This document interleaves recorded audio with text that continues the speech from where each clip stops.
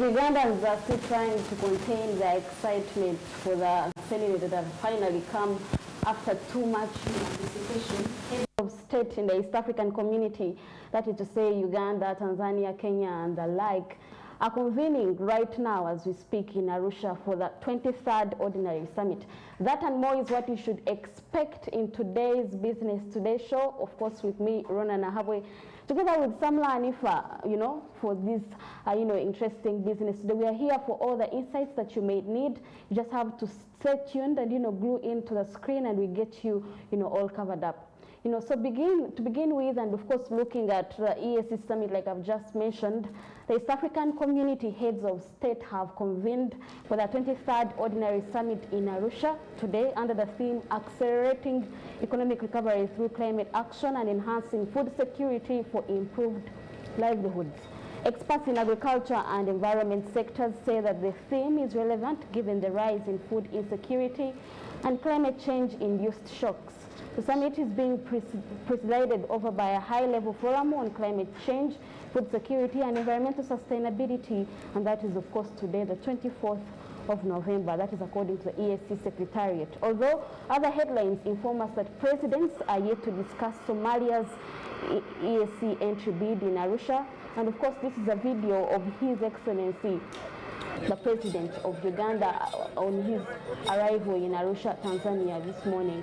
Of course, maybe to just give you a glimpse, because I was trying to listen in before I came in for this show, he mentioned for us to be able to transition, because the key highlights, of course, and what is making the conversation, what is stopping the conversation are issues related to climate change and food security, which, of course, predominantly is an area of focus for most of the East African countries, Uganda and Kenya inclusive, of course. But Tanzania could be having a higher advantage in regards to this. But of course, the EAC Secretariat has made mention and has put emphasis on the fact that we need to integrate, but we can only do that if we harmonize on 3 key pillars, of which I'm going to mention just here, that prosperity issues that have to do with coming together, the East African region. And of course, all that is being mentioned at the 23rd Ordinary Summit meeting. Hanif, have you heard about that meeting? Yeah. What about it? Yeah, I know that it is happening right now. One thing I love about these conventions and meetings of heads of state, when they are happening, you feel this bigger, that something is going to come up from them. After these meetings are done and everyone goes back home, it remains business as usual. Nothing is done. You find that this country is refusing this one's food. Yes. You find that this country is confiscating this one's food, which is quite disappointing. Yet these people have these meetings to cater for such issues. I wonder if they are just there to waste time, or they don't really bring fruits to. Well, that is particularly true, especially that, because I remember sometime I was interviewing I will not mention the name, but one of the biggest, people that you could look up to, especially in the freights and forwarding industry. And then he made mention of the fact that they had just negotiated in a country, that is Kenya, about the tariffs that they were facing, the blockages on the border, because, they were being blocked non-stop. And so the president went and harmonized with the president of the other side. But immediately, they had not even left the country, the other side. There was another impoundment of some goods, of reasons that are not clear to them. So, to him, the reason is that they are, just like Uganda faces administration issues and lack of organization issues and, communication challenges, there could not have been, a harmonized communication between the heads of state and the relevant bodies that are in charge of that sector. And of course, those things are normal to happen, but I think, I would not want to say that there's something that is happening in Uganda in regards to policies, and the slowness when it comes to policy implementation is what is happening in the other EAC countries. But of course, people enjoy, for instance, just now someone was sharing to me how Uganda enjoys good bilateral relations with Tanzania. Even the president said that, hey, this one has had this president so tight. Should we expect more, more fruits, friendship from this So you can see that the relations are there between the countries, but issues in regards to trade. Tariffs, blocks, all those blocks that continue to impede the trade, because we are talking of the ESC. Now, if you cannot harmonize as the ESC. Exactly. We need to see the impact of all these meetings that these people are having. We need to see them on ground. We need to see them working. We don't want to hear things like Ugandan seeds, Ugandan products have been impounded in South Sudan. These people are having these meetings. We expect them to harmonize all these issues. But again, on the ground, it is not happening in reality. And it is so disturbing. Of course, yeah, exactly. African people. Yeah, and of course, as one of the key, talking points that could be made mention of at that 23rd on-by meeting that is taking place right now in Tanzania, that is if the president of Uganda has not already, gave his speech, is that they could also be potentially, because I've seen the headlines, that they could also be potentially be talking about Somalia's, entry bid into the ESC region, because Somalia has been trying to petition to be part of the East African community, but the issues that it's clear as day, the conflict in that country is one of the reasons why it has not made it that far. But among the issues, and I think this is a conversation that would be potentially behind closed doors, that would not be left behind. Just see the announcement that Somalia has finally been allowed into the East African community. But very key to note is that the more the East African community is together, because that's what the president, like I mentioned, I was listening to him before I came in, that he's trying to champion integration, and you can only do that through harmonizing each other's policies, so that we can compete, we can have a competitive advantage, even on the African continent as a whole, and even to the EU and wherever we would want to trade from. Exactly, and the fact that all these East African countries have armies in Somalia, so I think it is right. It is just right for Somalia to join the East African community. But we just pray that all these countries that are joining the East African community, they just don't join the community on paper. It is there in so many ways, like collaborations in trade and all these other things. We don't need visa. We don't need to pay visa in East Africa. At least for Rwanda, they recently announced that you don't need. At least Rwanda is doing something, and Uganda should follow suit. People pay visas to come to Uganda. Do you know that? We should remove these things. We should remove them in Africa. In the whole of Africa. Good point. Exactly. Yeah. If we want this integration to happen, and if we are talking about, if our president is the champion, is the one who is championing. He's the father of the region. Father of the region, who calls upon Africa joining, just like the late Gaddafi. He should be the one to remove all these things, and then he should champion it. We need to see something like that happening in the East African community. I think let's move on to a story that is of that same aspect. Yeah, in the same aspect, moving forward, the COP28 convention session, government of Uganda is set for the 28th session of the United Nations Framework Convention on Climate Change, which is scheduled to take place at the Dubai Expo City from 30th November to 12th December. To put the world on a more sustainable path, the COP28 negotiations are to ensure that the world meets the Paris Agreement's central goal, which is to strengthen the global response to the threat of climate change. Let's first have this bite from the minister, and then we can get back to discussions.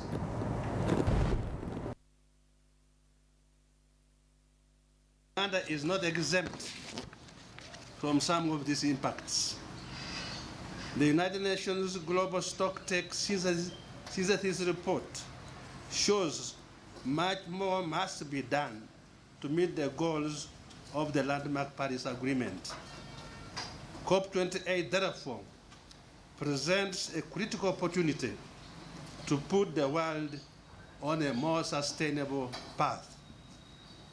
Fellow citizens, the latest COP negotiations are hinged on ensuring that the world meets the Paris Agreement's central goal, which is to strengthen the global response to the threat of climate change by keeping a global temperature rise this century well below 2 degrees Celsius above pre-industrial levels, and to pursue efforts to limit the temperature increase even further to 1.5 degrees Celsius. The latest global science by the Intergovernmental Panel on Climate Change, 6th Assessment Report 2022, stated that the average global temperatures continue to rise due to increased emissions of greenhouse gases in the atmosphere. And therefore, it is envisaged that with the current rate of emissions, it will be impossible to achieve the overall goal of the Paris Agreement.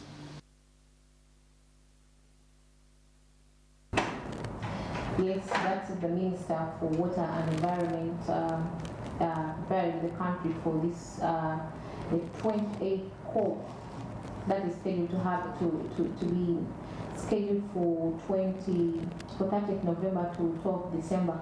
It is going to take place in Dubai, and the Prime Minister, Honorable Robin Anambanda, is the one going to lead the Uganda delegation. The main focus for this 28th session is they have put it here, to put the world on a more sustainable path and to ensure that the world meets the Paris Agreement's central goal, which is to strengthen the global response to the threat of climate change. Yeah. And they want the global temperatures to reduce up to 1.5 degrees Celsius. Noted. Do you think we can achieve that? The question, of course, is to us as Africa and as Uganda. Just last year, fossil fuel companies were responsible for just 1% of the global investment in renewable energy. That is a conversation that has been had at least for the last week. But as Africa, a conversation we need to have, and in a global context, is how much are we emitting as Africa as a whole and as Uganda, because there is a lot of pressure that has been contested, especially in the last 2 years, ever since the interest in oil and gas started upcoming from everywhere in Uganda and even in the Western countries, about so much pressure, people even disseminating information that is not even true, just wanting to push a propaganda, which you cannot stop them, because you have no right over to stop them. People are free to speak, especially in those Western countries. Yes. They have freedom of speech. Yes. But a conversation we need to have, we cannot run away from effects of climate change. I think that really been evident in the last 2 months, Kampala to be specific, with our poor infrastructure. We do not want to go deep there. But Uganda and Africa do not contribute even a third of the global emissions. The biggest are contributed by the Western countries. Mm-hmm. Like I was telling you the other day, big cities are mandated to there are certain emissions they are not supposed to exceed. That's why they don't even allow, petrol cars. They want, electric vehicles. Some streets you cannot even drive there, like I was telling you. Mm-hmm. So for us, our contribution to the global gas emissions is close to nothing or little minimally, and we do not want to exceed that. Especially with so much that we are doing in regards to oil and gas and renewable energies, with the conversation we're waiting around how we should utilize all these energy sources. So the conversation is about COP28 have really been burgeoning, coming in road to COP28. CSOs have a lot to say, because this is the 28th session. But we should also look, and most importantly, like Hanifa, you always say this, how successful was the last COP28 and what was implemented in the last 28? I think that's where they should start from before they even start, to hold countries accountable. Yeah, exactly. They should start from there. And of course, these conversations come to countries that have just discovered the potential, like the gold mine, the oil. Yeah. It's really we all got to know about, okay, of course, conversations came in when Uganda discovered its fast oil, and we have not yet even started exploiting it. And of course, we need to take we need to take in mind that climate change is real. It is here, and we've all seen the impact of what it can do, what other countries are doing. We all suffer all together as countries. But I think what these developed countries, what they are doing now is a great thing. If they have stopped using fossil fuels in their cities, that is a big step. It is quite a big step. Yeah. And also maybe to give you to help you just on that point is that statistics indicate that about 45 billion tons of carbon have been captured for the last for each year worldwide. And you know where the biggest carbon footprint has been captured. And for countries like UK, for cities like London, England, New York, all those industrial cities, they have been warned that this session, this year's COP28 is going to be a moment of truth for them. They are going to be held accountable on the carbon capture that they have done. And of course, for Uganda as a country, I know the conversations have been starting from Ministry of Energy together with Finance about the carbon capitalization fund, trying to capture carbon. But how much are we even releasing? Okay, maybe it's a conversation is going to come by 2025 once we have the oil, but I believe the biggest emissions that we have are due to biomass, cutting down of trees and use of charcoal. But those have been tried to be cut down due to the fact that there is a charcoal tax, there is a charcoal ban, and then also in regards to curbing down the emissions by biogas, of course, initiatives like e-cooking have come up from Ministry of Energy. And then also maybe the thing that is usually ignored, and as we head to another story, is because second to cutting down of trees is animals. When animals actually defecate on the ground, the grass, the emissions are times you do not know, and that's a conversation that most people do not know. And we are an agricultural, country. We have lots of cows. We can still make. Actually, in some countries, they kill from the animal waste. That's the advantage of it. Yes, we can. If we are helped and directed on how to use the waste properly, we can create another form of clean energy. That is wonderful, and actually that is the biogas that I was talking about. Yes, and it is Uganda. We are still one of the countries that are still moving towards the clean energy slowly by slowly. We shall reach there. We have our electricity.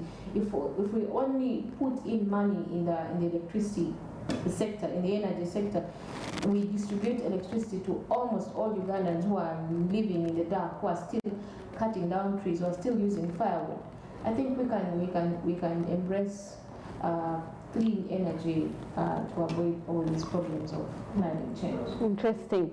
But now to move on to a rather different topic, and a third one for people that like to trade, and especially those that deal in fresh fruits and vegetables. As Uganda grapples with a surge in interceptions of food exports to the EU due to the banned agrochemicals, stakeholders, including the SEMPAC project, in collaboration with HortiFresh and GIZ Uganda, and as well as the East African community, agronomists and exporters have raised an alarm. Losses amounting to approximately $200 million have prompted the urgent calls to the government to implement a robust regulatory framework to curb this detrimental trend. We have a story, and let's have it.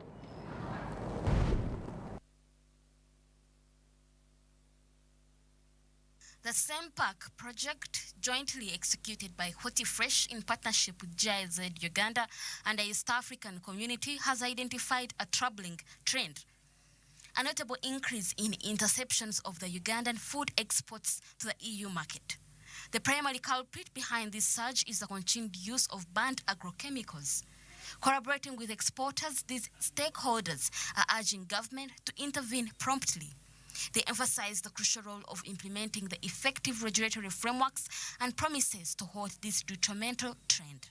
As a response to the Ministry of Agriculture and some of the government agencies, together with the European Union, when they wrote to us that there was an increase of interceptions, whereby most of the Ugandan products were intercepted on the European market.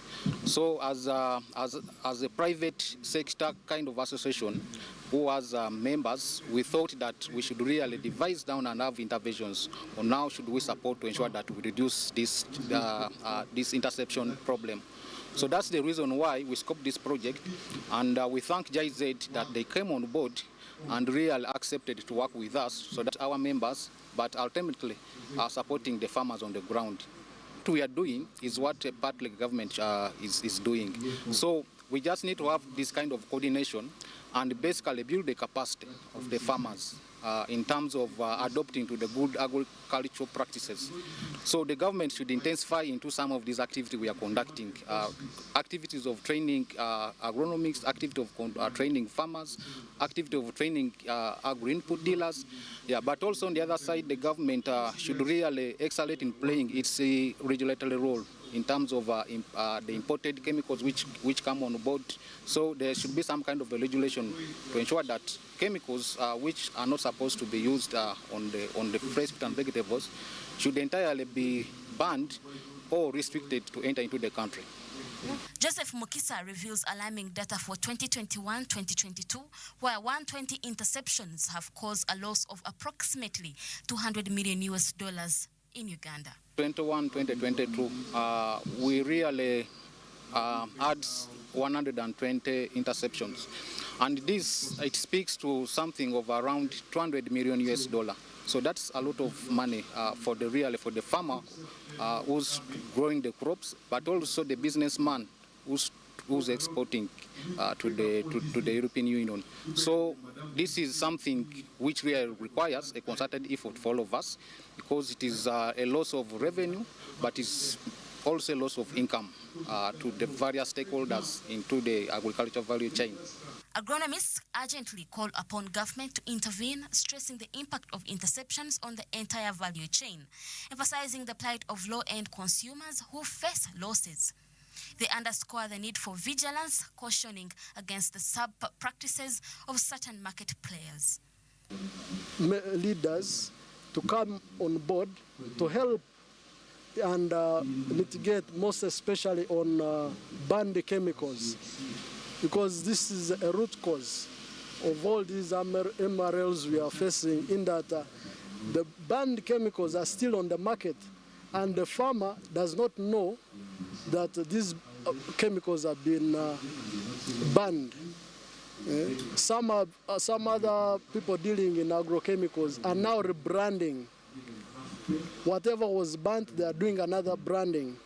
So the government should really enforce law that whatever is banned on the market should really be out of the market. And the farmer should really also be knowledgeable of what and why these chemicals have been banned. So regular dissemination of information to these farmers, it will really help us on curbing the MRL interceptions. It is in our best interest to ensure that we train farmers so that they can produce using the right practices as recommended by the ministry. And we believe if all efforts are put in place with all the value chain players, we'll get down to solve this problem. Being done to work on the policy interventions, and at the right time the country will get to know what is being done, but we are very hopeful all is being done to ensure that our policies are aligned to the challenges we are facing. In response to the critical issue of agrochemical infiltration through porous borders, as some may say, the Ministry of Agriculture has acknowledged the challenges faced. Emphasizing the severity, the ministry highlighted the constraints posed by limited budgets, hindering essential training and awareness programs for farmers. In an effort to combat this pressing issue, the ministry is actively working on a comprehensive policy that aims to swiftly address and mitigate the challenges at hand, ensuring the resilience of the agriculture sector in the near future.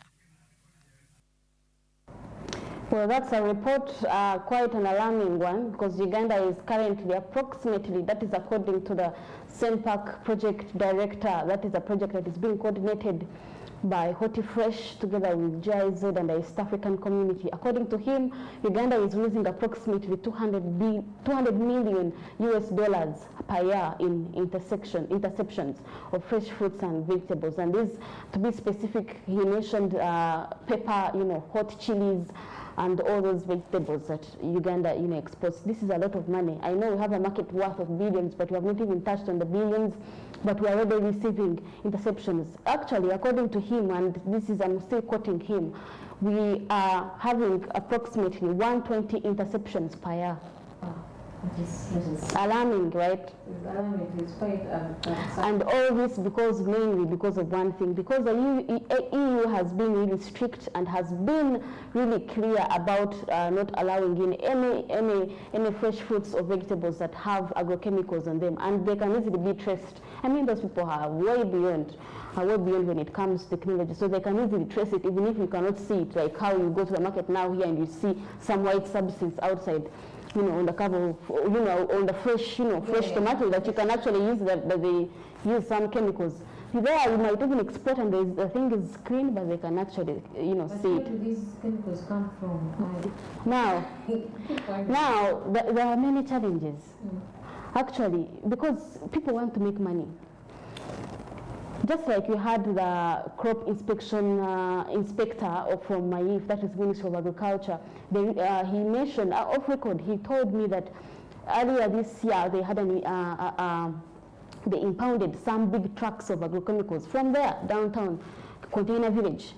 Yes, where they sell agrochemicals, and some are even still in court. But still, people are still bringing in these agrochemicals that they have banned. These people are not only impeding trade, but they are also endangering Ugandans' life. It's not safe. Yeah, they're not safe. Such chemicals are harmful because they stay in those fruits which are consumed by us. Sometimes I fear, I love these raw tomatoes. Sometimes I get this tomato and I'm scared. Isn't it full of chemicals? And I like eating fresh. But what happened to our fruits? Is it climate change still? But I thought you were going to ask what happened to government, because the biggest appeal in that story is appeal to government. Yes, yes, government of course is watching, and it knows these things are happening, and of course this thing touched government because they're losing out on taxes. So the story is that all this is happening because we are relying on laws that were just last implemented in 1993. Up to now, ever since they started mentioning it, that the final policy or the final law to curb agrochemicals is underway, it is in preparation. For how long are Ugandans going to wait? We are losing billions of money. And the Ministry of Agriculture is cognizant of the fact of how much we are losing. They mentioned that they have challenges, aside from that, they have challenges of porous borders. Don't say that these agrochemicals, of course, just come in. They cannot easily trace because of our borders being porous, and then they also have budget constraints because they would want to hold more sessions training farmers for awareness against these agrochemicals, but they don't have the finance and then the capacity to do that because of budget constraints. I wouldn't blame those for bringing those chemicals. Why? I wouldn't blame them because farmers want something. They need a solution to their crops. If their crops are infested with worms, they need. But we are preaching organic farming, and government. But they are preaching what? They are preaching organic farming. You should plant you should know the seed that you have planted and how you should take care of it until it becomes what you want. Then Ugandans need to be sensitized. Our farmers need to be sensitized. Maybe these things just stop there in those corporate meetings they hold. They don't reach down to the ground. These people will keep buying these chemicals in order to protect their produce because they don't want to lose out. They don't want to lose out. I wouldn't blame them. But what is the Ministry of Agriculture doing in this case? What are they supposed to? They're the ones supposed to to help our farmers use the proper chemicals. I don't know what to call them. Is it organic? Is it chemicals? Because they still need, they need something to be used in order for them to protect their produce. Because imagine someone growing 1 acre of passion fruits, whatever fruits, and then they don't get anything. Remember, this is a value chain. Even a farmer is losing out. Yes. It's not just you that is going to export, or the agronomist that has cut the deal, but also the farmer back home in the village. Yes. So you see the losses, very big, very big. So all this is happening because the penalties in the law that is meant to govern are not punitive enough to curb the continuous trend. And Uganda is going to continue losing even so much more before it even wants to, open its eyes and see what is happening. I hope that the concerned stakeholders take action, but of course this story is going to take us to a short break where we will return with more. Stay with us.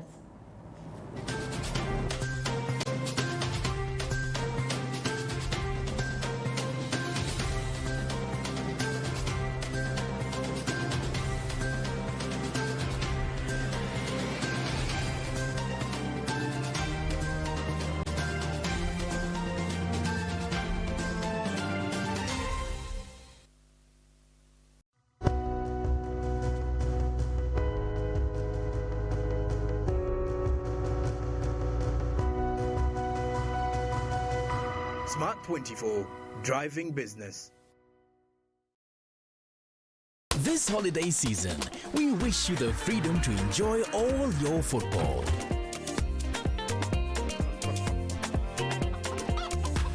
We wish you fun and lots of Ugandan entertainment. We wish you a good time together.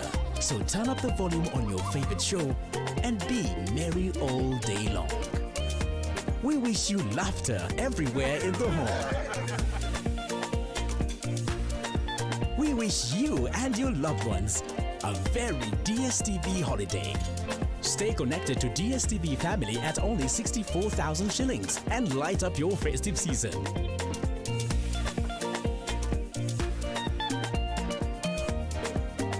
DSTV Uganda. It's your moment. Jovia.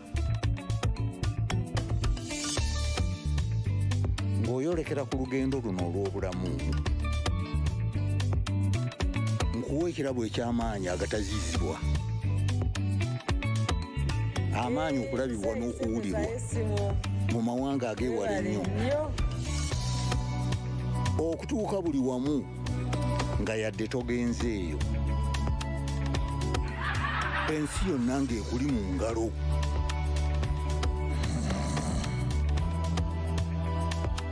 Okutambula mu biseera n'okumanya buli kimu ekirina okumanyibwa.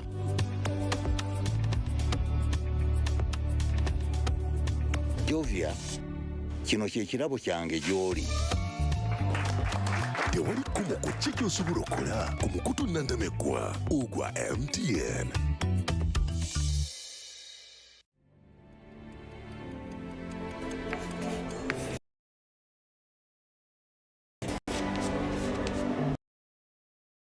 Is Jordan. When it comes to classwork, Jordan is magic. Jordan shines. Jordan makes his peers better. Jordan is a true leader. White Star Magic family, be a leader, be magic.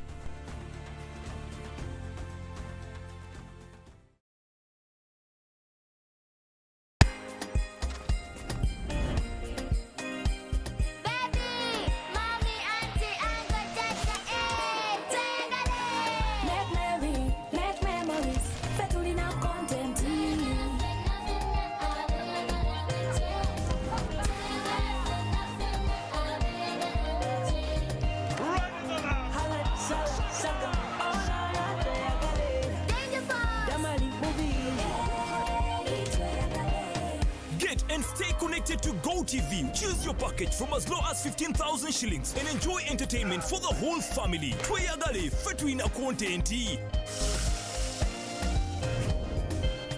Uganda. Love it.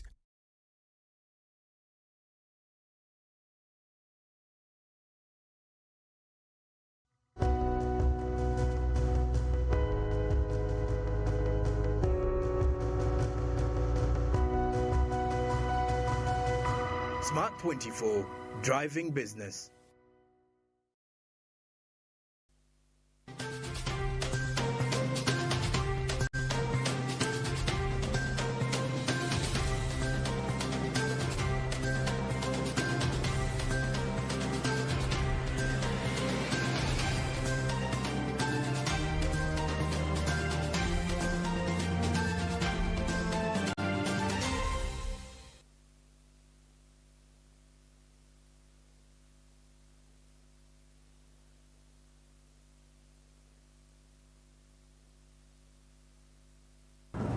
You're still watching Business Today, and of course we are very appreciative of your time and sparing, you know, your precious time to come and watch the business show. But of course, moving on, we would like to look at Uganda's energy landscape. I mean, the stories about energy and renewable energy have been making grounds, and we can only know why. And I guess this is a glimpse on why. So Uganda requires an additional $300 billion, I beg your pardon, to attain complete success in achieving 100% renewable energy by 2050. Studies conducted by experts in energy, climate, and extractives emphasize that realizing this goal will necessitate the collaboration of expertise from both government and other stakeholders. Let's have a look at this story briefly.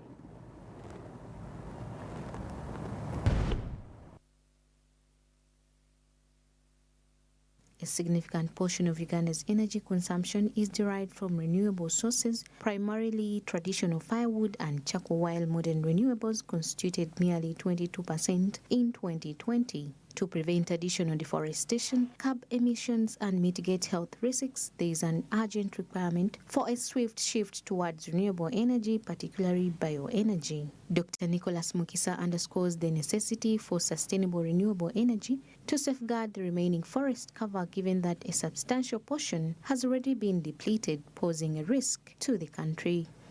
The transition is not going to be the same across all households.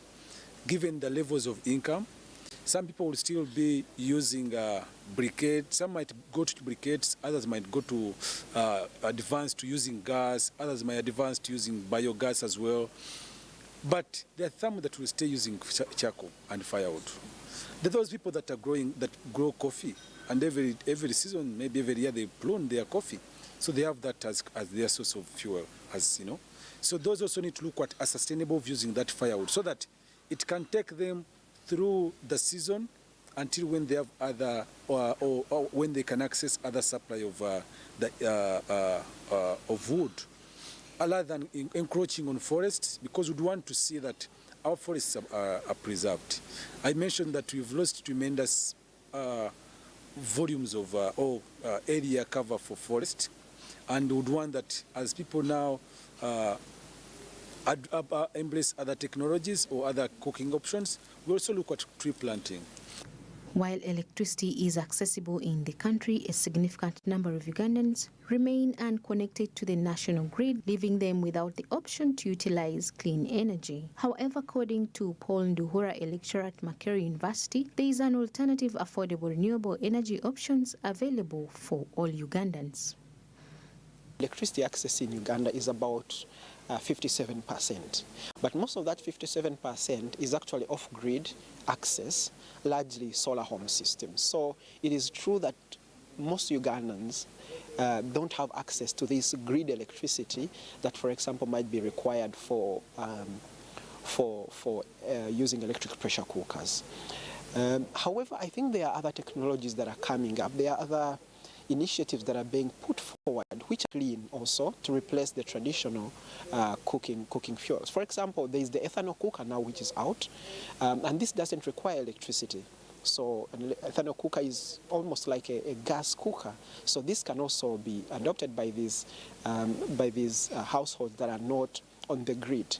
The cost issue always has to come up, and I think the talk about renewable energy transition and transitioning our cooking energy should be also aligned or integrated into the talk on economic empowerment and poverty eradication.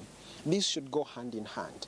And this is why also we must discuss aspects of productive use of energy, that wherever energy is being delivered, whether it is grid energy or off-grid energy, we should not always look at it as just energy for consumption. Despite the nation's effort to adopt clean energy, a funding of $300 billion is still necessary to attain their 100% renewable energy goal by 2050. Million US dollars if we need to transition to 100% renewable energy by 2050. Yeah, I mentioned this, but this is an investment cost, which is an upfront cost. But when you look at the general model, in between the operation and maintenance cost, if we are to consider, we find that renewable energies actually are cheaper. That's why the unit cost of power from renewable energy is by 2050 will be cheaper, much cheaper than the business as usual, the way we are doing things. Well, that's the story in regards to Uganda's energy landscape. I mean, I think for the last 1 week and even this very week we have been talking about renewable energy. I've exhausted the conversation. What was that about? This was about still renewable energy that is affordable. That yes, Uganda, we are still using biomass, and the majority of Ugandans are still in that bucket, and Ugandans have not yet. There are certain Ugandans who are not connected on the grid, on the national grid. Yes. They don't have electricity. They cannot afford solar. They cannot afford all these other technologies. Some that are even being developed, and they need this much money to do it. But I was maybe to just help you, and maybe with my own view in regards to how Uganda could raise, because this is a lot of money, 300 billion, but at least they have 2050, perhaps. Because already we have seen investments from people like SNV, development partners. I mean, SNV, GIZ, and the like. They are all, partnering up to what? To come together and push this utilization of renewable energies, and maybe to see how Uganda can get this money. You could look at international aid organizations, public-private partnerships. There are conversations that need to be had about climate funds, and I think the Ministry of Energy and the relevant bodies should take advantage of these very climate funds at the upcoming COP28, the domestic international banks, in case Minister Kasaija wants to borrow for the cause renewable energy, because we know that they are sustainable, they have less impact environmentally, of course. And of course, they have to do with our, natural resources. So they are sustainable. So, utilizing them and helping Ugandans, not even helping them, it's a mandate by government for Ugandans to have access to electricity and all energy sources. So, and of course, the last one is maybe wanting to attract foreign direct investment in regards to this pitching. And the Minister of Energy, Honorable Ruth Nankabula, has really done well, because I usually try to follow her, especially when she's on one of those trips, and she really tries to champion, Uganda and even East Africa and Africa as a whole. So foreign direct investment, but they can only do that by attracting. There has to be something attractive about Uganda's renewable energy, which is kind of, blossoming with the conversations that we are having here. And of course, the last one, budget allocation. You mean you cover Parliament? Do you think that they could prioritize in the next financial year? Yeah, of course, definitely they have to. They have to. Climate change is an issue which is being talked about by everyone. Everyone, let's go what? Support renewable energies. Renewable energy. Let's go clean energy. But they know the percentage. We know they also understand the kind of country we are in, and depending on the the livelihood of Ugandans. They definitely know that not all Ugandans can afford this. Yeah, of course, they have always advocated for forestation. Ugandans cut trees, but you know some trees take long to grow. So if they keep cutting trees, I was shocked that the forest, the biggest forest cover in the central, and it is all depleted. Most of it is depleted. Most of the forest in the central are depleted. They no longer have. We have lost the forest cover. I mean, and by up to 13 in 2012. The only thing that is remaining, yes, is in the north. I remember the north sometimes is hot. It is so absurd that the only green is remaining in the north. That is why these charcoal dealers move to the north and they're having issues with the people from the north. Yeah, it is very absurd that we are losing that, and we need to find a solution, of course, obviously, and also the developed countries owe us. They owe us. They need to support us. They don't owe you anything. They owe the emissions they have. Maybe in that respect. And I heard that they have to pay these countries that have not emitted so much. The countries that have emitted so much carbon have to pay these other countries that are not doing so. Yes, I think it's only fair. Yes, it is one of the things that was agreed, and of course they agreed that they have to pay. So I think that money will come in as into help in terms of renewable energy and all that. We should start from we'll just pause that conversation right there, and if our time is well spent and we still have two more stories, and then we'll wrap it up. So the 55th Annual General Assembly of the African Airlines Association concluded emphasizing the necessity for increased collaboration among continent-based airlines. Members pledged to address issues such as excessive taxes and high charges, advocating for establishment of a free routing airspace to boost the aviation industry in Africa. This initiative is aimed to enhance airline profitability and foster openness to single air transport market across the continent. Let's have it.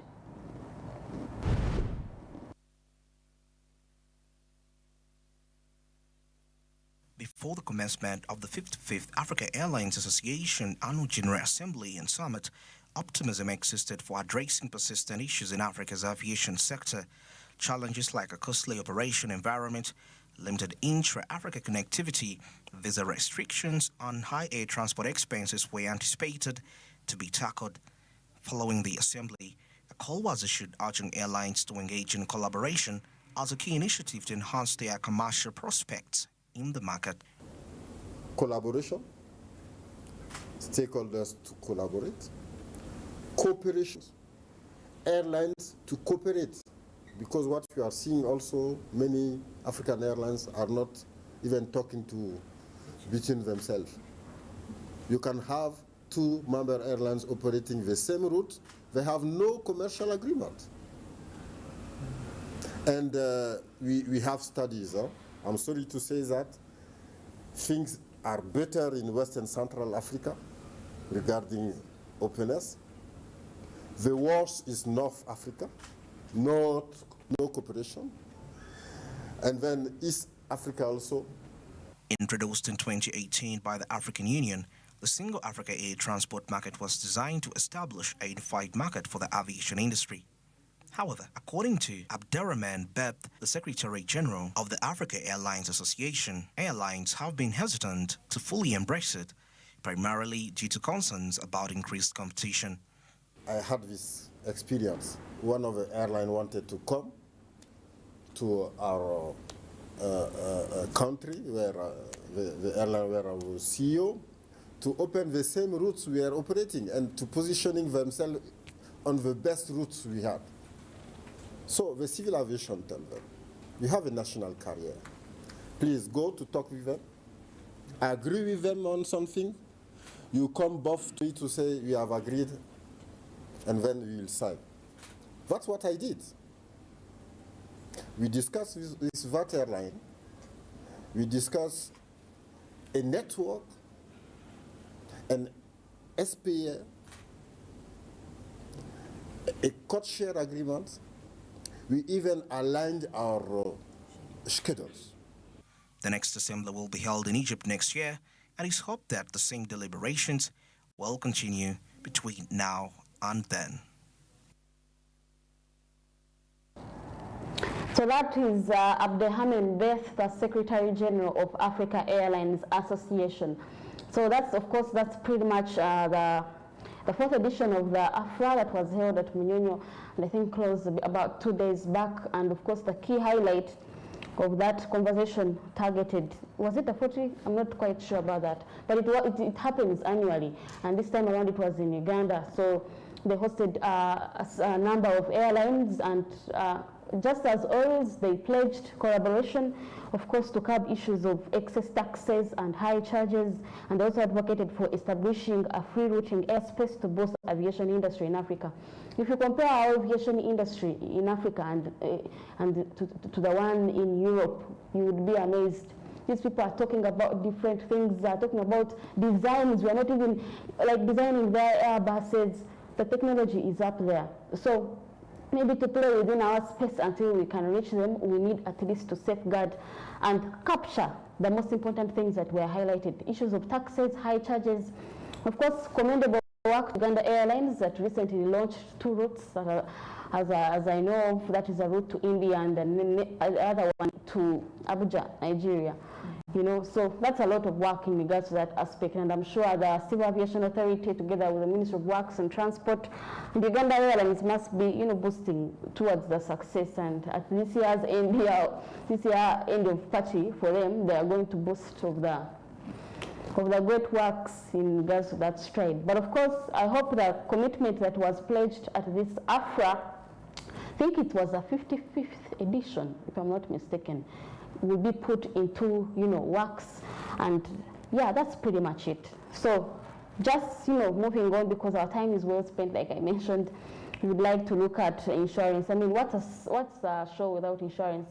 We're talking about things that always talk of the market. So in the ever-evolving landscape of insurance, and a groundbreaking initiative is set to take center stage with the upcoming 4th edition of the Annual Insurance Innovation Awards. And this event marks a pivotal moment for industry players to converge and explore the transformative power of innovation in meeting the changing needs of the public. Can we have it?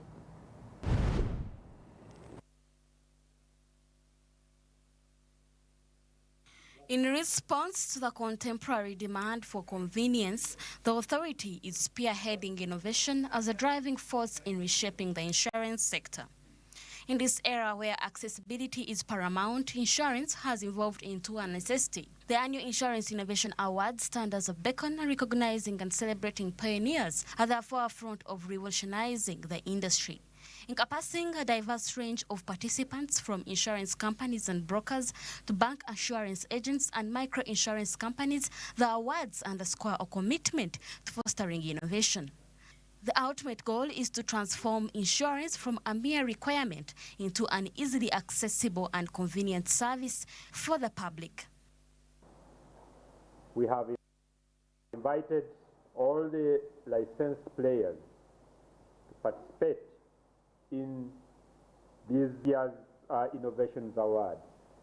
And these include the insurers, or what we call the underwriters, and this also has the health membership organizations, or HMOs. We have the brokers, the bank assurance agents, and the individual agents. Well, that's a report in a press conference that was held by the Insurance Regulatory Authority, where they were announcing the Insurance Innovation Awards. Of course, this is meant to champion insurance as a sector, especially since the penetration in the market has still, remained stagnant, or it has really lagged behind. In class when we were studying, they would tell you are lagging behind. And this sector is really lagging behind compared to other East African regions. But all these initiatives and all these strategies are meant to, upscale it to at least 2%. Because key to note, and I wish we had gone further with that story, but I'm here to just let you know, is that the insurance sector contributes 500 billion shillings in taxes, with just even below 1% I mean, it's about 0.085%. Penetration, it hasn't even clocked 1%, but it is already contributing 500 billion shillings. Now imagine if we scale to about 3% like Kenya is. I mean, we're going to be in trillions and trillions of money. So in as much as there are challenges associated with the sector, it is a potential revenue for the country, and Ugandans are being called upon to embrace insurance. And I think you'll get more insight at the 4th edition of the Annual Insurance Awards in regards to this story. But I think we've come to the end of the show. Yeah, it has been quite a ride, you know, and I hope that you tune in again on Monday, of course, same time at 6 p.m. We're going to be joined by Pedson, hopefully then, and we just give you, as always, all the business news. You can only get it here on